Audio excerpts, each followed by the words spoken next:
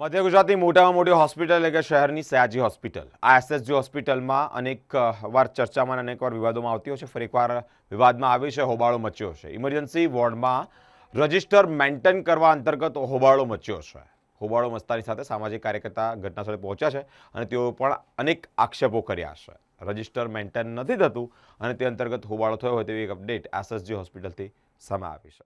મધ્ય ગુજરાતની સૌથી મોટી સયાજી હોસ્પિટલના ઇમરજન્સી વિભાગમાં રોજ મોટી સંખ્યામાં દર્દીઓ સારવાર માટે આવતા હોય છે. આ ઇમરજન્સી વિભાગમાં કોઈ અકસ્માત હોય કે કોઈએ જીવન ટૂંકાવવાની કોશિશ કરી હોય કે કોઈને હાર્ટ એટેક આવ્યો હોય, આવી અનેક પરિસ્થિતિઓથી પીડાતા દર્દીઓ તે પણ આવતા હોય છે. તેમના સગાવાલા પણ હોય. દર્દીને સારવાર શરૂ થાય ત્યારે જ દર્દીને કેસ પેપર કઢાવવાની પ્રક્રિયા પણ થતી હોય છે. તેમાં દર્દીની તમામ વિગતો પણ લખવામાં આવતી હોય છે. તેમ છતાં થોડાક દિવસ અગાઉ સયાજી હોસ્પિટલના સત્તાધીશો દ્વારા એક નિર્ણય લેવામાં આવ્યો છે. ઇમરજન્સી વિભાગમાં કોઈ પણ દર્દી આવે તો તેની સાથે આવેલા એક સગાએ પણ રજિસ્ટરમાં તેનું નામ અને નંબર એડ્રેસ લખવું. આ તમામ વિગત દર્દીના સગા જ્યારે કેસ પેપર કઢાવતા હોય ત્યારે કોમ્પ્યુટર સિસ્ટમમાં સેવ કરવામાં આવે છે. ત્યારે ફરી એકવાર એ જ વિગતો આ ચોપડામાં, કે જે ચોપડો ઇમરજન્સી વિભાગની બહાર ખુલ્લો પડી રહ્યો છે, તેમાં દર્દીના સગાઓએ લખવી પડતી જે ઇન્ફોર્મેશન અને તે અંતર્ગત હોબાળો મચ્યો છે. એક તરફ દર્દીની ચિંતા તો બીજી તરફ સિક્યુરિટી દ્વારા એન્ટ્રી કરાવવા માટે સગાને કહેવાતા ઘણીવાર તકરારો પણ ઊભી થાય છે. દર્દીના સગાના નામ નંબર ખુલ્લામાં પડી રહેતા હોય. આ નંબરનો દુરુપયોગ થવાની પણ શક્યતા હોય છે તેવી પણ વાત સામે આવી છે. નવાઈ જો દુરુપયોગ થાય તો તે બાબતે પણ નવાઈ સેવાય એવી નથી કે આ બાબતને નકારી શકાય એવી નથી. નવાઈ તો ત્યારે લાગે છે કે જ્યારે રજિસ્ટર અંગે ઇમરજન્સી વિભાગના એમએલઓ ડૉક્ટર શ્યામ સિંહાને પૂછ્યું તો તેઓ જવાબ આપ્યો કે રજિસ્ટર આરએમઓ અને મેડિકલ સુપ્રિન્ટેન્ડન્ટ સાહેબના આદેશથી શરૂ કરવામાં આવ્યું છે.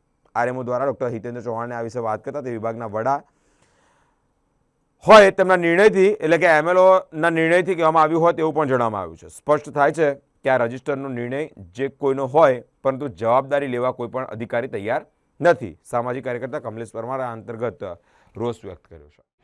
ચોક્કસથી મધ્ય ગુજરાતની સૌથી મોટી એસએસજી હોસ્પિટલમાં અનેક ગ્રામીણ વિસ્તાર, શહેરી વિસ્તાર સાથે સાથે અનેક રાજ્યના લોકો ઇમરજન્સી કેસ લઈને આવતા હોય છે.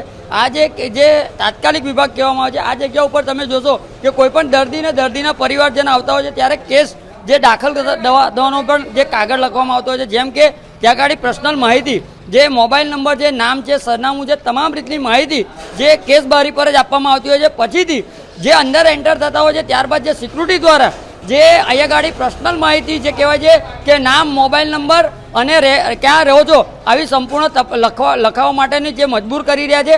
એટલે કહેવાનો મતલબ કે એક બાજુ પોતે દુઃખ લઈને આવતા હોય છે અને બીજી બાજુ આ રીતના નવા ગતકડા જે ગુજરાત રાજ્ય સરકારનો પરિપત્ર નથી છતાં પણ જે લેવામાં આવે છે, એટલે કોના સૂચનથી લેવામાં આવે છે, કોના કહેવાથી જે અહીંયા ગાડી પર્સનલ માહિતી લેવામાં આવે છે, આની સંપૂર્ણ તપાસ થવી જોઈએ. કારણ કે અમે જ્યારે જાત તપાસ કરી ત્યારે ક્યાંક ને ક્યાંક અધિકારીઓ બાય ચાણી રમી રહ્યા છે. એટલે કોના દ્વારા જે તમામ માહિતીઓ જે લેવામાં આવી રહી છે આની સંપૂર્ણ તપાસ થવી જોઈએ. કારણ કે એસએસજી હોસ્પિટલમાં જે અનેક દર્દીઓ આવતા હોય છે અને ઘણા દર્દીઓ ભણેલા ગણેલા પણ નથી હોતા. એટલે કહેવાનો મતલબ કે આ રીતની જે પર્સનલી માહિતી હોય છે, આ માહિતીનો મિસયુઝ થશે તો તેનો જવાબદાર કોણ? એટલે અમારી ખાસ માંગણી છે કે આવા અધિકારીઓની સામે એક્શન લેવામાં આવે અને બીજી વાર આ રીતનું કૃત્ય ન થાય તેની સંપૂર્ણ તકેદારી રાખવામાં આવે.